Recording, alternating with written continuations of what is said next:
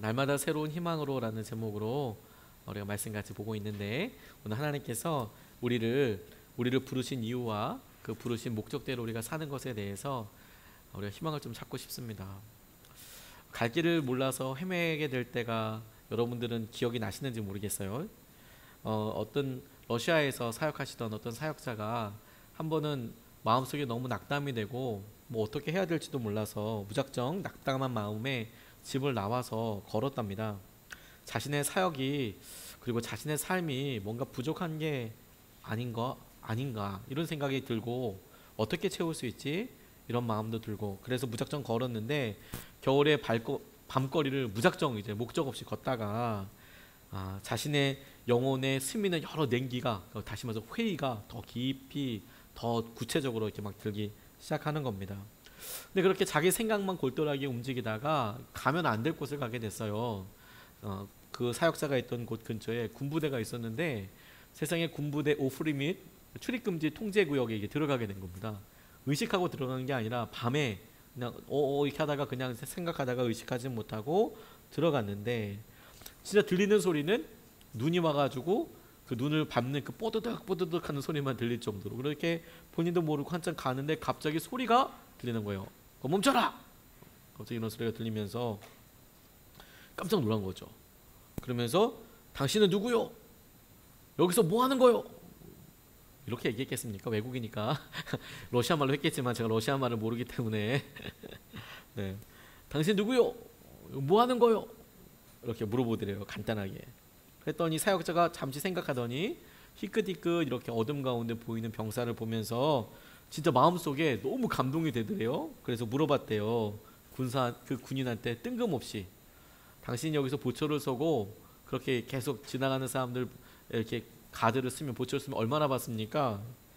그러니까 더 황당하죠. 병사가 이게 이 상황이랑 무슨 상관이 있어? 이렇게 물어봤더니 이 사역자가 말하기를, 매일 아침 당신은 누구요?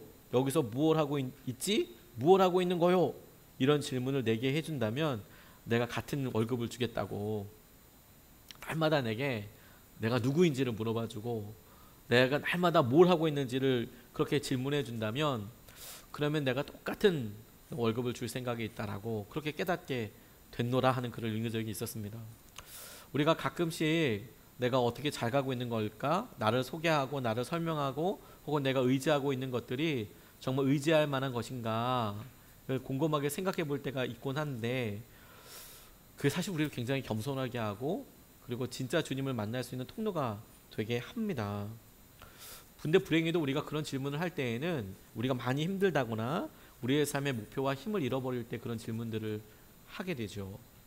근데 그때는 위기라기보다는 오히려 우리가 진짜 우리의 삶의 진정한 가치를 찾게 되는 순간일 수도 있겠다는 생각을 합니다. 내비게이션 보면 끊임없이 길을 알려주는데 그 길을 화려하게 뭐 표현해주고 좋은 목소리로 설명해주고 그런 것들 때문에도 내비게이션이 좋지만, 제일 좋은 내비게이션은 켜자마자 바로 자기가 있는 위치, 내가 지금 어디에 있는지 그리고 내가 어디에 가야 하는지 명확하게 틀리지 않게 아주 빠르게 그렇게 찾아주는 내비게이션이 있다면 그게 제일 본질적인 것에 가깝지 않겠습니까? 우리의 삶에 있어서 각자 하는 일이 다르고 그 하는 일에 대한 평가가 시기마다 상황마다 그리고 함께하는 사람 때문에 달라질 수 있지만, 본질적인 질문은 한 가지인 것 같아요. 너 누구냐? 넌 뭘 하고 있냐? 라는 질문에 내가 설명할 수 있는 일이 10년 후나 10년 전이나 반석 위에 거하고 있고, 내가 하는 일이 10년 후에도 사라지지 않고 10년 전에도 의미 있었고 지금도 의미 있고, 그런 근거들, 관계들을 어디서 찾을 수 있을까요? 오늘 본문 말씀이 바로 하나님께서 우리의 삶을 설명하실 때에 우리가 부르심 받은 그 부르심의 이유에 대해서 이야기하시고, 그리고 우리가 어떻게 살아야 될지에서 제시하는 말씀으로 적용하기에 딱 맞는 말씀이라고 싶습니다. 첫 번째로 오늘 본문 말씀을 통해서 우리가 같이 붙잡고 우리를 부르신 이유가 뭐냐, 오늘 본문 말씀에 설명되어 있는 것을 우리가 그대로 붙잡고 싶습니다. 우리가 하나님께로 부르심 받은 이유가 무엇이냐? 복을 상속받게 하시려고 우리를 부르셨답니다. 8절 9절 말씀을 보니까 마지막으로 말합니다. 여러분은 모두 한 마음을 품으며 서로 동정하며 서로 사랑하며 자비로우며 겸손하십시오. 악을 악으로 갚거나 모욕을 모욕으로 갚지 말고 복을 빌어 주십시오. 여러분에게로 하여금 복을 상속받게 하시려고 하나님께서 여러분을 부르셨습니다. 이렇게 나와 있습니다. 본문이 여러 사람들과 교제하는 것에 있어서 너희들이 여러 사람들과 함께 할 때에 한 마음을 품고 서로 사랑하고 서로 동정하고 서로 겸손하게 이야기하고 이런 삶의 처세에 대해서 이야기하면서 단순하게 그런 행동을 해라 라는 것에 집중하는 게 아니고 그렇게 사람들을 만날 때 사랑하고 겸손하고 서로 자비롭고 그렇게 해야 될 이유가 무엇이냐면 너희가 복의 통로로 쓰임받기 때문에 그렇게 부르심 받았기 때문에 라고 말씀하고 있는 거예요. 여러 사람들에게 복을 상속받게 하려고. 상속받았다 함은 이미 그 사람에게 있는 것인데 그 사람이 누리지 못하고 있는 것을 우리가 확실하게 돕고 섬기는 자의 역할을 하기 위해서 부르심 받았다라는 것이죠. 첫 번째는 우리 자신에게 그렇고요. 우리가 복의 근원으로 복의 통로로 쓰임받게 하시려고 부름 받은 거고 그리고 우리를 통해서 다른 사람을 또한 그렇게 만드는 것이 하나님께서 우리를 부르신 초점이라고 말씀하시는 겁니다. 어떤 분이 세미나 때문에 터키에 가게 됐는데 본인이 비행기 내리는 날 터키에 큰 지진이 있었답니다. 큰 지진이 있어서 깜짝 놀랄 만큼 15층 아파트가 그냥 쿵 무너져 버린 거예요. 지진이 꽤 크게 있어서 얼마나 놀랐겠습니까? 사람들은 정말 세상의 마지막 날을 경험한 듯이 혼비백산 할 수밖에 없겠죠. 바로 앞에서 15층 아파트가 무너져 버리면 얼마나 무섭겠습니까? 효성에 있던 아파트 그냥 무너진 거거든요. 그러니까 무섭죠. 그런데 그 앞에 가서 보니까 정말 참담하고 두렵기도 하고 근데 이분이 마침 그런 컨퍼런스 참석하다가 이렇게 공포감이 확 몰려오고 이런 두려움, 와 이런 일이 일어날 수 있구나 라고 생각하는 것이 자기는 잠깐 들린 거지만 이 터키에 사는 사람들한테는 굉장히 심각한 두려움이 되는 것을 보고 나서 언뜻 그런 피해 자리 안타깝기도 하지만 언뜻 어떤 생각을 했냐면 이 사람들에게 복음을 전하는 통로로 이게 좀 쓰임받을 수 있으면 좋겠다. 안타깝긴 하지만 그래서 이런 두려운 현장과 상황을 보고 사람들이 마지막 때가 있는 거구나. 그날을 예상할 수 없는 거구나. 나도 죽을 수 있구나. 이런 생각이 들어서 예수님께로 다 돌아올 수 있으면 좋겠다. 이런 생각이 퍼뜩 드니까 마음속에 이 세상 모든 사람들을 전도할 수 있는 짤막한 시나리오가 딱 떠오르더래요. 그 시나리오는 뭐냐면 하나님께서 모든 나라의 언어를 통해서 불의 손 같은 것으로 하늘에서 각 나라 말로 쓰시는 거예요. 너희는 다 죄인이다. 죄의 삭은 사망이다. 주 예수를 믿으라. 그리하면 너와 내 집이 구원을 받으리라. 이렇게 딱 쓰면 사람들 일단 깜짝 놀라지 않겠습니까? 이렇게 한번 쓰시고 그 다음에 덧붙여서 십자가가 걸린 곳으로 빨리 들어가라. 이렇게 이야기하면 전 세계 모든 사람들이 그거 보고 다 교회로 들어가든지 하다부터 안 되면 적십자라도 들어가지 않겠습니까? 적십자든 녹십자든 십자가인데 일단 들어가게 될 테니까 한 방에 전도할 수 있을 텐데 깔끔하게 끝낼 수 있는 전도 방법일 텐데 왜 이렇게 하나님께서 자기같이 부족하고 연약한 사람을 쓰실까 이런 생각이 들 때에 하나님께서 그 시나리오를 넘어서는 또 다른 마음을 주시더래요. 주님은 분명히 세계 선교와 전도할 때 전도에 미련한 곳으로 하시겠다고 말씀하셨거든요. 그런 하나님의 엄청난 능력으로 사람이 변화되는 것 아니고 전도에 미련한 것으로 우리가 사람을 만나고 그래서 우리가 능력을 비교하면 어떤 큰 나보다 훨씬 능력 있는 사람이 어떤 하는 것이 되게 효과적일 것 같고 그게 더 하나님의 영광을 드러내는 것이라고 싶지만 하나님은 방법 자체가 그렇지 않고 우리가 연약한 우리가 전도에 미련한 우리가 하나님 앞에 순종하는 것을 통해서 우리의 목적대로 부르심의 목적대로 쓰임받게 하시고 하나님이 이 땅에 가지고 계신 계획을 이루시겠다라는 것이죠. 그게 하나님의 영광을 드러내는 통로가 되겠다. 그러니까 우리를 부르신 목적이 뭐냐? 하나님께서 우리를 복의 근원이 되는 통로로 삼으시려고 그걸 붙잡아야 우리 인생이 흔들리지 않는다는 거예요. 제가 이번 한 주 동안 교회 여러 중요한 문제들 놓고 정말 간절히 기도했습니다. 심장이 막 쪼그라드는 것처럼 하나님 어떻게 해야 될까요? 기도 제목들을 미리 나눌 수 있으면 좋지만 몇몇 우리 운영위원분들 간에 같이 기도하고 하지만 정말 간절히 기도가 되는 거예요. 기도하면서 마침 또 제가 월요일 날 강의 하나를 하게 됐는데 그 강의 제목이 뭐냐면 내용이 어떤 거냐면 교회 개척과 관련된 거예요. 교회 개척할 때에 제가 경험했던 것들을 앞으로 개척하게 될 전도사님과 목사님들께 이야기해 주세요. 이런 이야기 부탁을 받았어요. 제가 무슨 뭐 엄청 성공한 것도 아니고 그런데 이제 바로 몇 년 선배가 되는 거죠. 이제 개척을 준비하시는 분에게는 제가 2년 2개월 바로 선배가 되잖아요. 2년 후에는 이렇게 될 수 있다. 제가 완전히 뭐 성공했기 때문에 혹은 잘하고 있기 때문에 하기보다는 2년 후에 개척한 다음에 이런 모습이면 어떨까.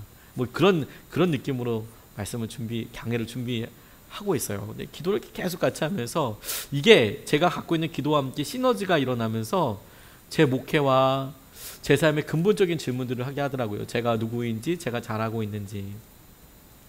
그 질문들 중에서 만약에 개척을 다시 한다면 어떻게 하겠습니까? 그냥 처음에 딱 떠오른 거는 새벽기도 열심히 해야겠네.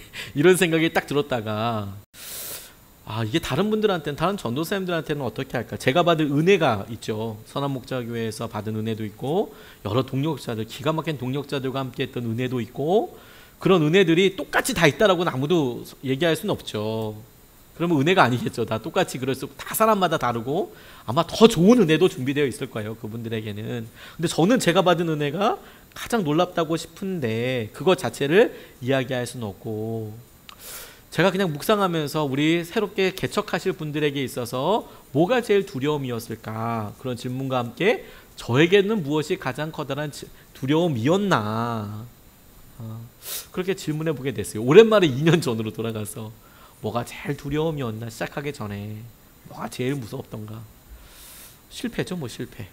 그리고 실패라는 것이 제가 경험했던 저희 아버지 미사리교회 평생 목회하셨던 그 장면도 저는 너무 많이 경험했고 또 제가 괴산이라는 곳에서 목회할 때에도 우리 근처에 새 마을이 있는데 인구가 43명이었다니까요. 43명만 전도하면 우리 성시화 되는 거예요. 금반에 진짜 마을 3개가 전부 다 예수 그리스도만 믿는데 감사하게도 전부 다 예수님을 긍정적으로 생각하거나 믿는 분들이 거의 대부분이었어요. 우리 마을은. 저희 마을은 김동길 선생님이라는 분이 사시는 그런 마을이었거든요. 그런 생각 나면서 그때도 힘들었던 게 뭐냐면 이런 목회할 때 저는 목회하는 사람이니까 실패 이런 게 생각이 나더라고요. 근데 그러다가 문득 저희 교우분들도 생각이 났어요. 교회 문제와 같이 교회 재정이나 이런 걸 같이 기도하다 보니까 제가 간절히 기도하고 우리 사랑하는 교우분들 놓고 기도할 때 교우분들 가운데 어떤 경우에는 이직을 해야 한다거나 혹은 새로 시작해야 되는 경우들이 있거든요. 창업을 해야 된다거나 그리고 심지어 직장 다니시는 분들 가운데에서도 편한 자리에서는 심심치 않게 통닭집 여는 생각들을 해요. 그래서 닭집이 요즘 레드오션이라는데 이거 해도 안 된다는데 뭐 이런 얘기도 농담처럼 하고 막 그러거든요. 그러면서 제게 어떤 생각이 들었냐면 제가 교우분들에게 다시 창업을 해야 된다거나 혹은 이직을 해야 된다거나 진로를 놓고 기도한다고 할 때 갑작스럽게 아픈 일들을 당하는 경우들이 있거든요. 실직을 한다든지 오랫동안 실직 상태가 되어 있다든지 재정적으로 어렵다든지 그리고 뭐 정말 건강 때문에 처음부터 새롭게 해야 되는 뭐 이런 일들에 대해서 저는 성도님들한테 한 번도 실패라고 생각해 본 적이 없었거든요. 오히려 그때가 제가 목회자로서 믿음을 써야 될 때이고 하나님께서 새롭게 시작하신 때라고 말씀을 해드렸는데 왜 그게 목회자인 저에게는 아닌가? 그 말이 이렇게 적용이 되는데 왜 만약에 제가 혹은 우리 같이 이제 개척을 준비하시는 그 분들에게 우리 같이 생각해 보자고 왜 우리가 목회했는데 하다가 정말 어렵고 힘들어서 정말 그러면 안 되겠지만 어려움의 끝을 갔을 때 그래서 교회 문을 폐쇄하게 만약에 된다면 그러면 그걸 우리는 실패라고 이야기할 건가? 그러면 목회에 실패한 거냐? 그런 생각이 제게 이제 들었어요. 그런데 주님이 처음 기도와 함께 제게 그거 실패 아니라는 마음과 함께 진짜 실패하는 경우는 이럴 거라는 생각을 제게 깨닫게 해주시더라고요. 계속 새로 이렇게 전도사님들 이제 개척하실 분들에게 그런 이야기를 하면서 여러분들 제가 기도하면서 2년 정도 경험하면서 느꼈는데 진짜 비참하고 진짜 실패감에 들 때에는 만약에 우리가 정말 열심히 주님 뜻대로 순종했는데 교회가 어려워지는 순간이 아니고 그렇게 어려워져서 우리가 운전은 저희들이 할 수 있으니까 봉고차도 잘 몰잖아요. 트럭도 몰 수 있어요. 저 일종이거든요. 스틱도 잘 몰아요. 그래 당장 이걸로 할 수 있는 뭐 기술이 제가 특별한 게 없으니까 뭐 기회가 된다면 택배를 할 수도 있고 그리고 뭐 운전 관련된 일을 일단 할 수 있겠죠.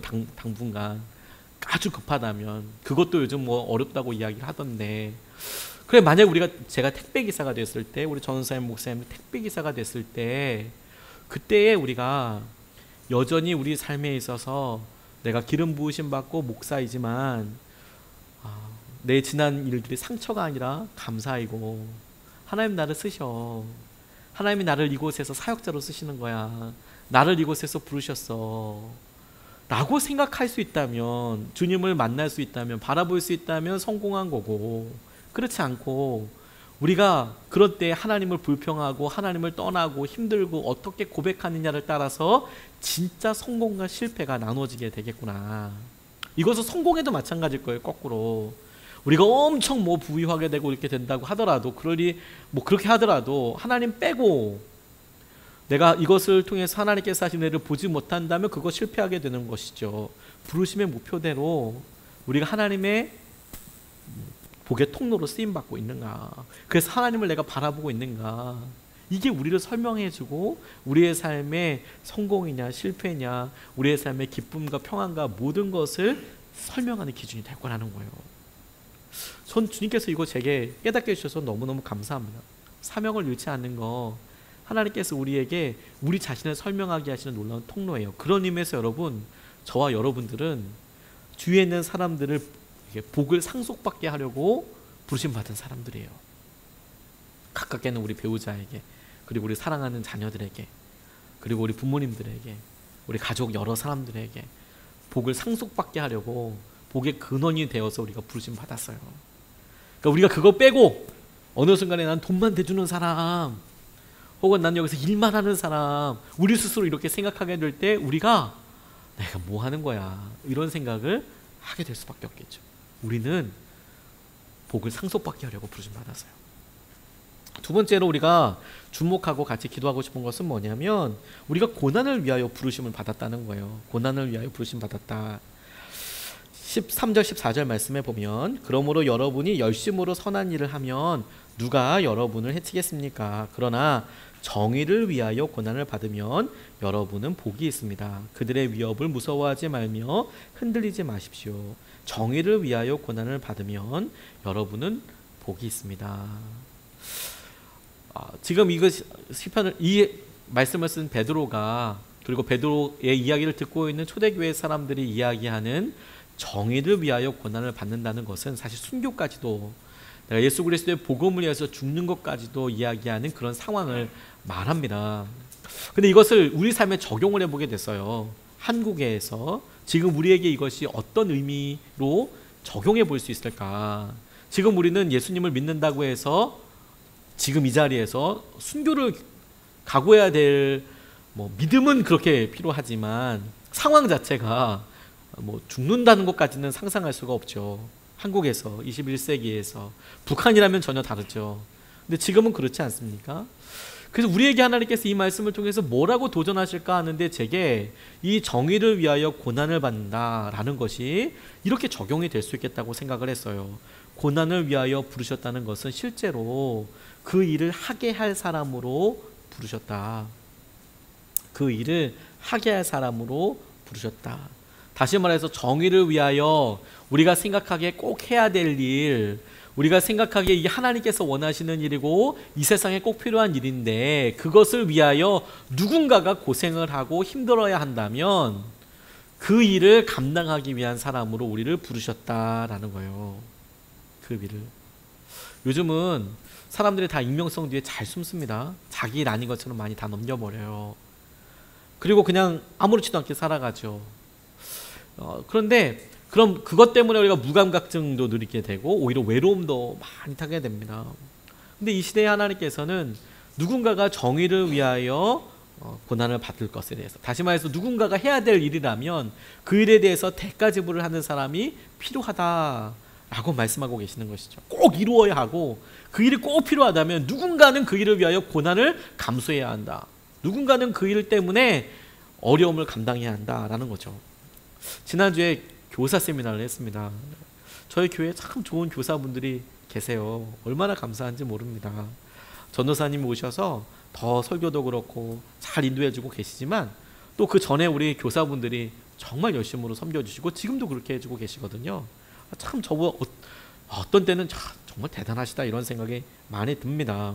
그런데 이분들이 제가 이렇게 말씀을 준비하고 나누면서 너무 행복하고 축복하고 싶고 그리고 마음속으로 사랑하는 마음으로 이렇게 기도하다가 지난주에 제게 하나님께서 이런 말씀을 주셨어요. 깨달음을. 교사는 아이들의 미래에 대해서 대신 결제해 주는 사람이다 이런 마음을 주셨어요. 대신 결제해 주는 사람. 애들이 뭐 먹으면 대신 가서 결제해 주는 거 있잖아요. 내가 정말 좋아하는 사람이 있는데 내가 대신 싹 긁어주는 사람. 카드 가지고 이렇게 긁어주는 사람 있잖아요. 애들이 지금 이게 얼마나 중요한 상황인지 순간인지 압니까? 그게 알면 그게 애입니까? 그렇죠? 몰라요. 부모들이 무슨 시간을 내고 있는지 잘 몰라요. 선생님들이 지금 어떤 시간 내고 있는지 애들이 알까요? 모를까요? 몰라요. 오히려 선생님들이 자기를 괴롭힌다고 생각할 수도 있어요. 물론 제가 애들한테 물어보진 않았습니다만 그럼에도 불구하고 우리는 아이들한테 예수님에 대해서 설명하고 이게 정말 바른 길이다라고 이야기해 주죠. 아마 아이들이 먼 훗날에 그걸 깨달을 수 있을 거예요. 더군다나 우리가 지속적으로 반복적으로 순종한 것에 대해서 아마 어떤 어렴풋한 이미지를 기억할 수도 있습니다. 근데 거기에 비하면 여러분, 아이들이 느끼는 지금 우리 선생님이 어저께 밤새도록 일하다가 지금 이 시간 내는 이 2시간 혹은 가정에 정말 중요한 일이 있는데 내가 교사라는 것 때문에 다 물고 와서 지금 아이들한테 보내는 그 시간의 의미에 대해서 아이들이 뭐 고맙다고 얘기는 하겠어요. 애들 왜 늦게 와가지고 대충 이제 30분 막 다리만 덜덜덜 떨다가 핸드폰 이렇게 몇 번 보다가 왜 안 끝나나 이렇게 보다가 얼른 도망가고 싶어 할 수도 있잖아요. 근데 우리는 그렇게 이 시간의 가치와 이 기회의 가치에 대해서 모르는데 대신 우리의 중요한 시간이라는 가치로 대신 지불하고 있어요. 애들을 대신해서. 너희들의 생명값으로, 너희들의 미래값으로, 믿음값으로 우리에게 소중한 것으로 이제 확 긁고 있는 거죠. 우리가 시간을 투자하고 에너지를 투자하고 마음을 투자해서 아낌없이 결제해 주죠. 근데 하나님도 예수님을 통해서 우리에게 그렇게 결제해 주셨거든요. 우리가 대속 받았다라고 이야기할 때 이 대속이란 단어가 실제로 경제적인 단어예요. 대신 페이하다는 뜻이에요. 누가 대신 그것을 지불해 주다는 표현이거든요. 대속했다는, 우리의 죄의 값에 대해서 누군가가 대신 결제해 주었다는 뜻이에요. 우리가 그렇게 하고 그렇게 믿음으로 나아가는 거죠. 제가 이런 반복적인 일에 대해서 굉장히 재밌는 분을 한 분 알고 있어요. 이상감 목사님이라는 분이 계시는데 이분이 22살까지 막노동하면서 사셨대요. 막노동, 공고 출신이고요. 본인이 얘기한 거예요. 특수 목적고, 공고, 납땜하고 그냥 진짜 공고를 다니셨어요. 근데 교회 감리교회를 열심히 다니셨는데 22살까지 뭐 자기가 배운 기술도 별로 없고 할 수 있는 것도 별로 없고 끌어주는 사람도 없고 그러니까 막노동을 이제 하신 거예요. 체력은 있으니까. 그러다가 군대 갔다 오게 되죠. 근데 여러 이렇게 하다 보니까 이제 사수생이랍니다. 사수생 장수를 하게 된 거죠. 군대 빼고 나면 아마 더 이제 사실 많죠. 120명 되는 교회였답니다 당시에. 그런데 120명 정도니까 청년들이 많지는 않았을 거예요. 그렇죠? 120명 중에서 뭐 청년 60명 이렇게 됐을 리는 않지 않겠습니까? 많으면 한 15명, 10명 정도 청년들이 이렇게 있었을 거예요. 근데 그 청년들이 너무너무 잘해줬답니다. 군대에 있을 때 편지를 써주는 형이 있었대요. 저는 이 표현 되게 놀라서, 형들은 편지 쓰지 않습니다. 형들은 편지 쓰면 죽거든요. 죽어요. 손이 썩을 수가 있어요. 형들은 편지 쓰지 않습니다. 주먹으로 얘기할 수도 있지만 근데 편지를 쓰는 형이 있었다는 거예요. 그리고 밥을 사주는 누나가 있었대요. 대단하지 않습니까? 그리고 생명의 삶을 사주던 누나가 있었대요. 생명의 삶은 자, 특정 걸 홍보하는 건 아니고 큐티책입니다. 큐티책을 사주는 누나가 있었답니다. 아마 그 3명 정도만 잘했을 것 같아요. 원형셀 중에서 뭐 다 그렇게 열심히 해준 건 아니고. 자기가 이제 나중에 철들고 나서 그때 당시에 받았던 책이 몇 권 없었으니까 그때 당시에 받았던 큐티책을 찾아봤대요. 우리가 잘 알다시피 1년은 365일이고 한 달은 30일일 텐데 딱 하루 큐티했더래요. 생명의 삶이라는 큐티책이 한 30일 정도 분량으로 되어 있거든요. 날짜로 어떨 땐 30일을 날마다 쓰여 있으니까 딱 하루 했는데 그것도 낙서 수준이더래요. 그때 누나가 야 상가봐 더 큐티도 하고 좀 그렇게 해라. 예수님 믿고 잘해라.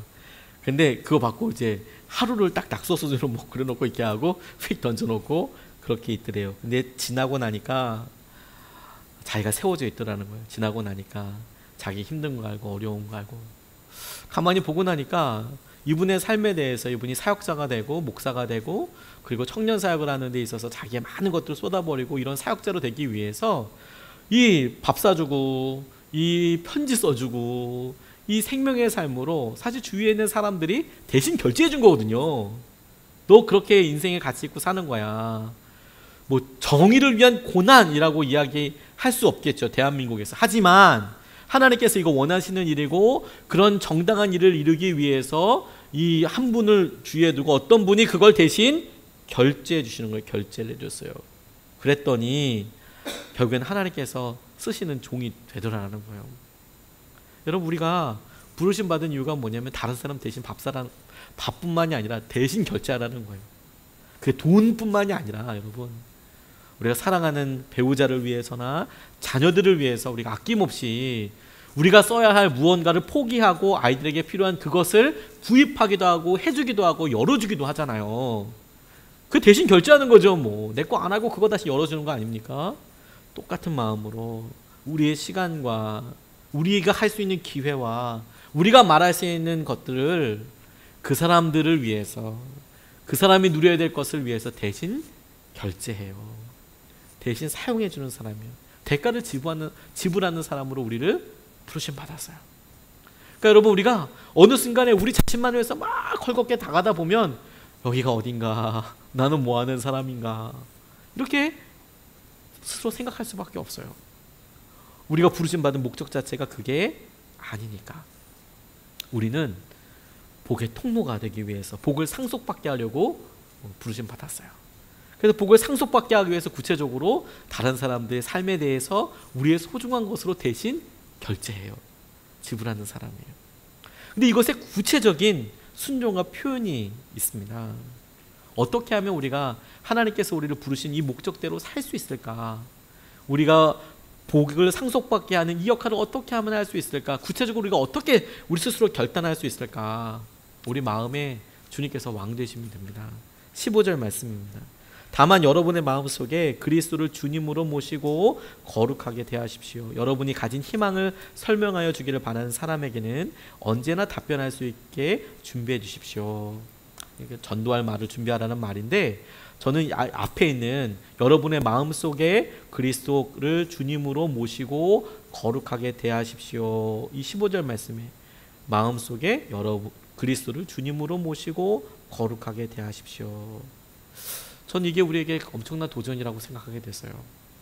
아 그렇구나. 우리가 말할 걸 준비하고 다른 사람들에게 묻는 것에 대해서 예수 그리스도가 누구인지 준비하는 것, 그것의 가장 핵심과 중심이 뭐냐면 그리스도께서 정말 내 마음의 주님이시냐, 조금 더 바꿔서 정말 예수님이 내 마음속에서 왕이시냐, 큐리오스 왕이시냐, 내 마음속에 진짜 왕이시냐.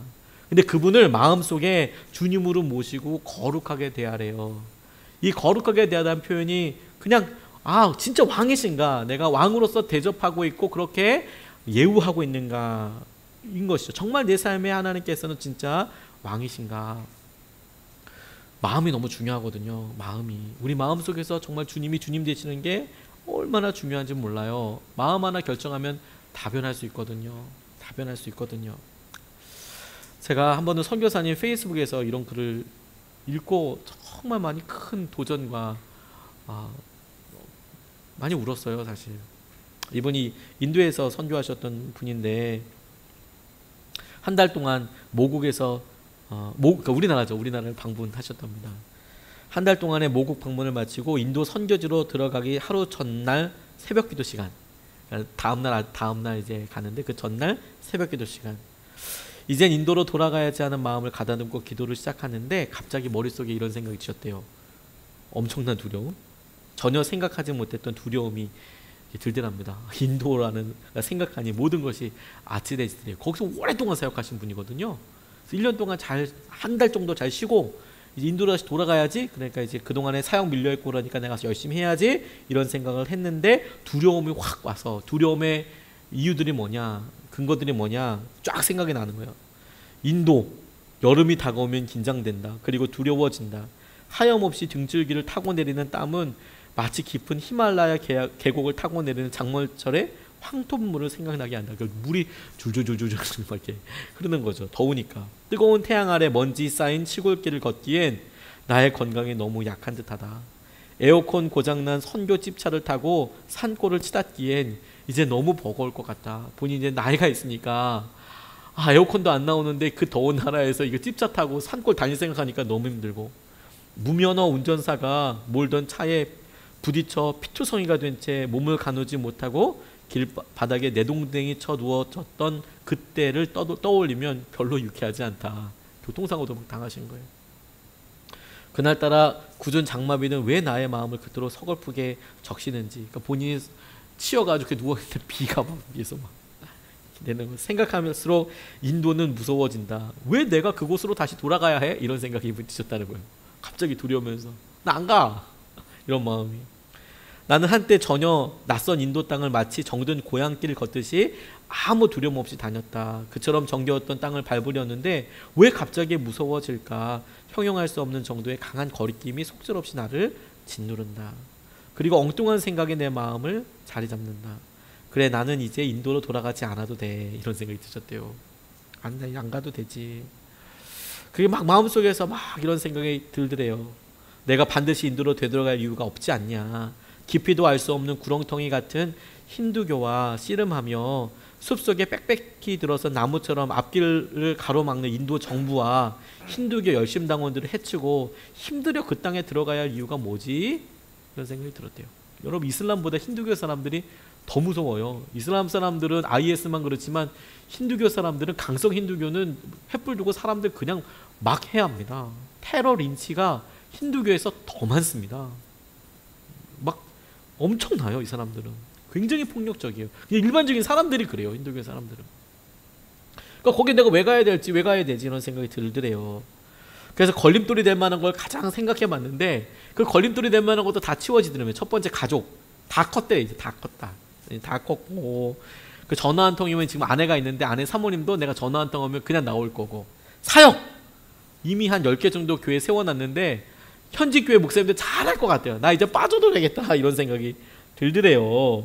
언제든 준비할 수 있지 않나, 눈 한번 딱 감으면 되지 않나, 이렇게 고민하다가 이 새벽 예배할 때 이번이 이렇게까지 다 한 거예요. 나의 생각은 어느새 인도로 들어가지 않아도 된다는 쪽으로 자리를 잡아가고 있었다. 이제 안 가려고. 갑자기 복잡했던 생각이 정리가 싹 되는 것 같았다. 그리고 마음도 편안해지는 것 같았다. 마음을 정리하며 마무리하듯이 주님께 기도했다. 아무래도 그분의 확답을 받아야 할 것 같았다. 이제 안 가려고. 하나님 안 가게 해주세요. 말씀하시면 오케이. 이제 안 갑니다. 정리합니다. 주님, 이제 인도로 들어가지 않아도 되죠? 주님 한마디만 그렇다고 말해주세요. 내가 인도로 들어갈 이유가 없다고, 그만하면 잘했다고 말해주세요. 그만하면 잘했다고. 내가 열심히 했잖아요. 10년도 넘게 여기서 열심히 했잖아요. 그만하면 됐다고, 잘했다고 얘기해주세요. 이렇게 기도하는데 주님께서 대답을 주기보다 엉뚱한 질문을 내게 던져왔다. 이렇게 질문하셨대요. 너 정말 인도로 되돌아갈 이유가 없다고 생각하느냐? 정녕 그 땅을 떠나고 싶으냐? 그래, 네 맘대로 생각하면 쉽게 떠나고 버리고 떠날 수 있겠지. 그렇다면 좋아. 네가 인도를 떠난다면 나도 인도를 떠나랴? 이렇게 이야기하시대요. 네가 인도를 떠나면 나도 인도를 떠나랴? 깜짝 놀랐답니다. 전혀 생각하지 못했던 허를 찌르는 질문이었다. 그리고 성령은 끊임없이 속사포 쏘아대듯이 나의 생각을 무너뜨려 나갔다. 네가 인도를 떠난다 하여 나도 인도를 떠날 것 같으냐? 너무 아찔한 생각이 드셨답니다. 나는 아무 대답을 할 수가 없었다. 예수님이 인도를 포기하지 아니하심을 알았다. 그리고 하나님께서 인도를 놓치지 아니하심도 분명하다. 성령님이 인도를 포기하지 아니하는 내가 인도를 포기한다고?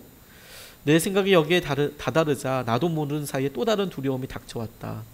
나는 누구냐? 이런 생각이 드셨다. 나는 누구냐? 예수님을 인도에 홀로 두고 나 혼자 편하려고 인도를 빠져나오려고 했던 영적인 도망자 아니냐? 갑자기 나의 몰골이 부끄러워졌다. 나는 선교 도피자가 될 뻔했다. 나는 큰 소리로 부르짖었다. 하나님, 아닙니다. 그럴 수 없습니다. 속으로 크게 부르짖는 순간 또 다른 강한 성령의 음성이 들려왔다. 네가 인도로 되돌아가야 할 이유는 다른 데 있지 않다. 버릴 수 없는 것을 버릴 수 있는 영적 자유 때문에 인도를 다시 붙들지 말아라. 두려움을 자신감으로 되받아치는 용감함 때문에 인도를 다시 밟는다면 큰 오산이다. 다시 말해서 너 두려움, 용기 이것 때문에 하는 거 다 거짓말이야. 이유가 있다면 딱 하나, 이렇다는 거예요. 네가 인도로 데려갈 오직 단 한 가지 이유는 하나님의 사랑을 받아야 할 수 있는 인도의 영혼들 때문이다. 네, 그래서 돌아가야 한다. 그런 생각이 터지기 하지만 이분이 마음속 깊이 통곡이 터져 나오더래요. 통곡이. 그렇구나. 내가 누구인가? 내가 하나님의 말씀을 전하는 사람으로, 하나님의 말씀을 책임진 사람으로, 영혼을 책임진 사람으로 이곳에 내가 있는 거지. 주님, 아무 조건 없이 제가 인도 들어가겠습니다. 그러면서 엉엉엉 우시게 고백하게 되었다고. 그럼 마음 드리는 겁니다. 예수 그리스도께서 우리 마음속에 주님이 되시는 거예요. 우리 마음속에서 주님이. 그러면 우리 주님께서는 우리 마음속에서 뿐만 아니라 우리 삶의 모든 영역에서 다 하나님의 나라를 이루실 수 있어요. 내 마음속에 주님이 왕 되시는 순간 내가 가는 모든 곳이 주님 보시기에 선교지가 될 것이고, 내가 있는 모든 곳이 주님의 역사하시는 기적의 장소가 될 것이고, 내가 있는 모든 곳이 주님의 영광을 받으시는 장소가 될 거예요. 그래, 우리 마음이 얼마나 중요하겠습니까? 그리스도께서 우리 안에 계셔서 주님이 되어지고 우리 마음의 주인이 되시고 주님이 되셔서 그분을 거룩하게 대하고, 그게 우리 마음속의 목표이고 기준인 거예요. 여러분, 오늘 우리가 이 금요 성령 집회에 나와서 기도하고 회복해야 될 것이 바로 그거라고 싶어요. 많이 쫓기시고 분주하시고 바쁘셨죠. 전 사실 그랬습니다. 제 기도 제목들 가지고 교회를 놓고 기도하는데도 저는 그 기도 제목 때문에 막 말씀 준비하면서 모든 게 다 해결돼야 그때서야 이제 말씀이 살살 풀리기 시작하는 거예요. 제가 꽉 잡혀 있었나 봐요. 그때서야 이제 하나님께서 여러 생각과 마음과 이런 거 모아주시고 그렇게 하더라고요. 마음 하나님께서 승리하시고 고백 받으시고, 주님, 제 마음에 주님이 왕이세요. 주님, 제 마음에서 뭐든지 다 할 수 있으세요. 그런데 그게 정말 거짓말처럼 두려움도 염려도 다 사라지게 하네요. 오늘 주님께서 그 고백 받으시려고 하시지 않겠습니까? 오늘 우리를 마치 여러분 고추나무가 토마토가 도마도 아니고 토마토가 잘 서기 위해서 이렇게 긴 나무 꼬챙이를 세워놓고요, 거기다 이렇게 묶어놓거든요. 그래야 얘가 넘어지지 않아요. 열매들이 토마토가 무겁거든요. 넘어지지 않아요. 우리 삶에 하나님, 우리가 왜 이렇게 희마리가 없고 쓰러지고, 왜 오늘도 우리가 지쳤고, 왜 이렇게 열매는 많은데 더 어렵고, 왜 이 기쁨이 없습니까? 우리가 다시 한번 주님의 말씀에, 우리 부르심의 이후에 그 기준에 우리가 좀 몸을 묶자고요. 하나님 흔들리지 않을 거예요. 우리 삶의 주님이 왕이세요. 하나님 하실 수 있어요. 우리가 찬양 드리고 오늘도 우리의 입술과 마음으로 이 고백을 주님 앞에 드릴 수 있으면 좋겠습니다. 주님 말씀하시면 우리 좀 같이 찬양하겠습니다.